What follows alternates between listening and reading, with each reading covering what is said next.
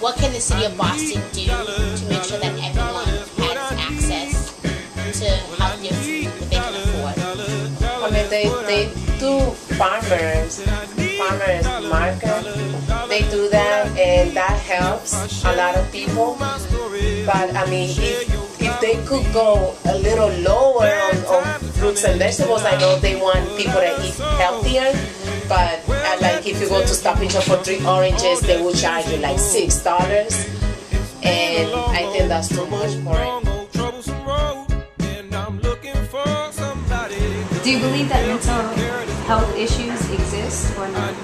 I do believe that mental health issues exist. How do you think that the city of Boston should be dealing with people that have mental health? I believe that the city of Boston should have some sort of program to deal with that, maybe through hospitals as well.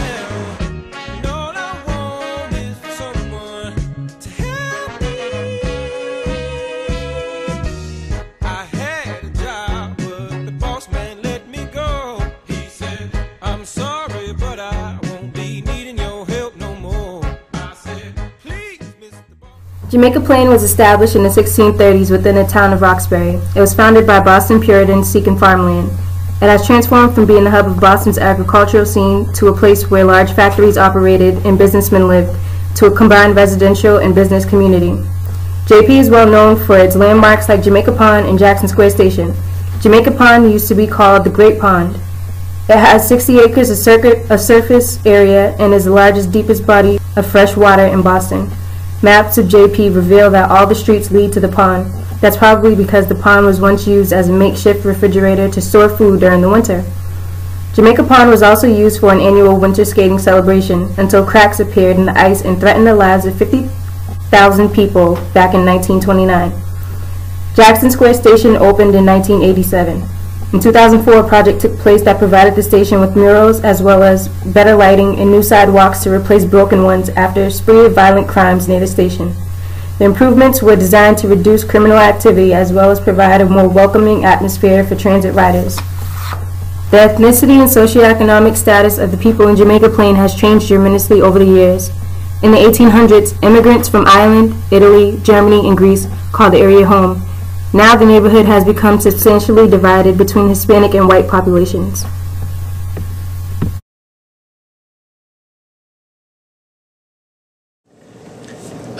My name is Justin Fespisa. I work with the I'm in Charge, our Inc. obesity prevention program here at the Martha Elliott Health Center in Jamaica Plain. How could healthier food really give a positive effect to this community? Well, at this health center here in Jamaica Plain, there's a lot of patients here are from the community, and we have like a really high percentage of children who are overweight or obese, like much higher than the national average. Like I actually just finished doing some data on that, and last month it was over 50% of the pediatric patients that we saw here were overweight or obese. So I think that access to... A lot of people say that farmers market accept food stamps, but do you think they could be more done? Do you think that the farmers market should come to this community and have an exchange and young people to be more aware about like where their food actually come from?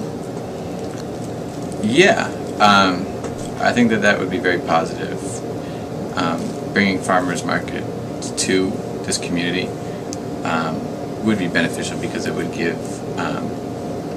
it would be easy access to the healthy food that maybe you can get in other communities. But I was walking down here, I saw like young kids like going to corner stores and like buying all these junk food for like very cheap. Yeah. And I was talking to one of the owners, and he was saying like he can't control what the kids buy. I think that in any community, I mean, sometimes kids, especially, they start eating junk food. Maybe they don't see what could be wrong with them right now, but at the long run, when they are 40 or 50s, that's when all the bad diseases in the body start showing up. So if we get into a habit of eating good at a young age, that means that we're going to be in a better healthy-wise situation later in life. How can the city of Boston help you sell more healthier food in the store? You know, the making companies, the distributors, they have to make the food, healthy for us to sell it. If they don't make it, then there is no way that we're gonna find it and sell it.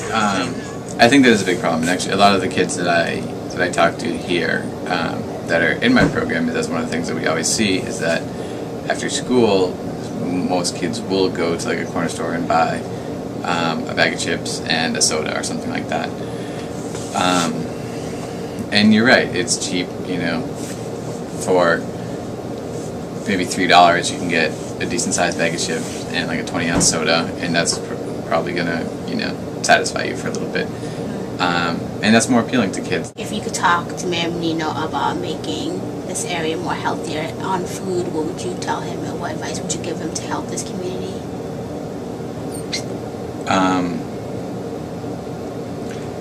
I think just that. I think bringing healthy options to corner stores around here.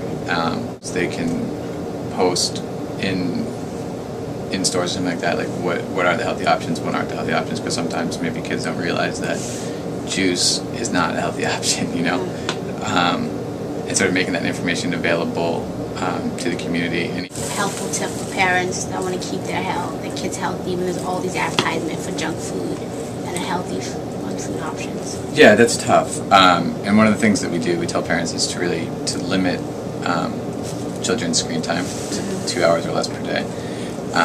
Just because there is all these advertisements out there for fast food and junk food and soda and juice and all that stuff. Hi, my name is Elise Gottesman. I manage the social work team here at Martha Elliott Health Center. Our patients come in for medical problems, but a lot of times they come in for other kinds of problems as well. They come in for emotional difficulties, mental health issues that they're struggling with, and psychosocial stressors, housing, food insecurity, educational difficulties, immigration difficulties, really anything that's going on with them. They come to us and feel that Martha Elliott is a place where they can find some help. And so my role is to manage the team of social workers that's helping patients to find resources to meet their needs. Well, I'm focusing on mental illnesses, and I'm wondering if you believe that mental illnesses exist or not. So many of our patients are struggling with mental illness, and it can really vary from depression that's situational because of something sad or traumatic that has happened in that person's life, to mental illnesses that are hereditary. They may be the third generation in their family to struggle with bipolar disorder, but our patients are really struggling with symptoms. A lot of people don't talk about their mental illnesses, and why do you think that is? Well, I think there can be stigma and shame and embarrassment and saying what's going on with you. People can feel, that they're going to be judged, or they're not going to be respected if they say how they're feeling. They may worry about losing their kids, losing their housing, losing their employment. So there are a lot of reasons why somebody might not share how they're feeling. And do you think that not sharing what they're going through just makes the problems worse? It can. We really want to encourage the community to talk about what their needs are and to support one another. If you bottle up how you're feeling, the problem's not going to go away. Do you think that the city of Boston can do anything more to help with people that have mental illnesses?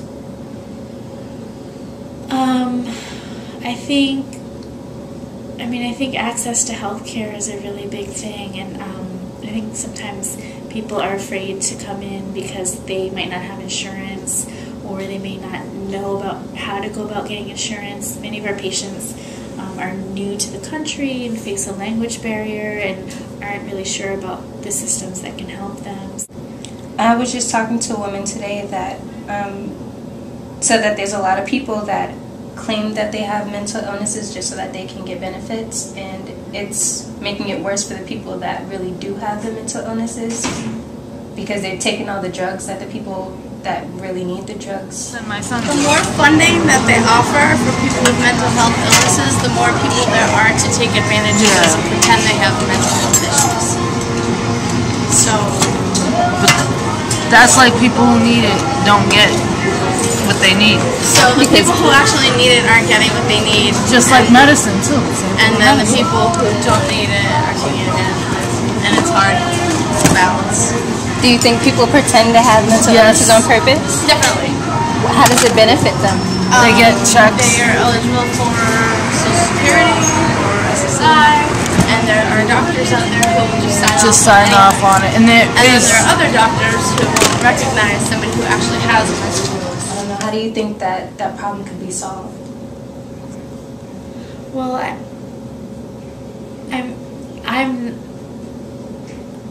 I don't have statistics to back this up, but I do think that as welfare benefits have been cut, people have been seeking Social Security benefits or disability benefits, and there are very, very strict requirements to getting disability benefits. I can't comment on whether people are making up how they're feeling, but I know there's a very strict application. Did you know that soldiers that come back from the war, if they admit to having PTSD, they can't get a government job ever again? I didn't know that. How do you feel about that?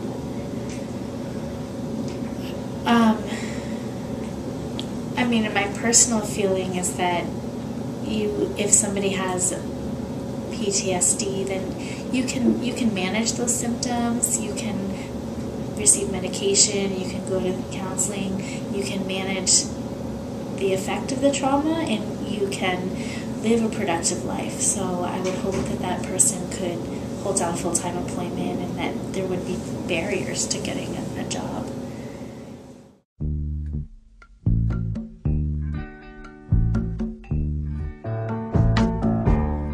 I can see clearly now. After visiting Center Street in Jamaica Plain, we discovered that if the street could speak, it would say, "I consist of two unfair siblings, one Hispanic and one white. They are respectively poor and rich. They hide their favorite things from each other. If only they knew that sharing would not only better them, but also their community." The divide in Center Street can be unified if better access to healthier foods and service to mental health were available for both communities. It's gonna be a bright, bright, sunshiny day. I think I can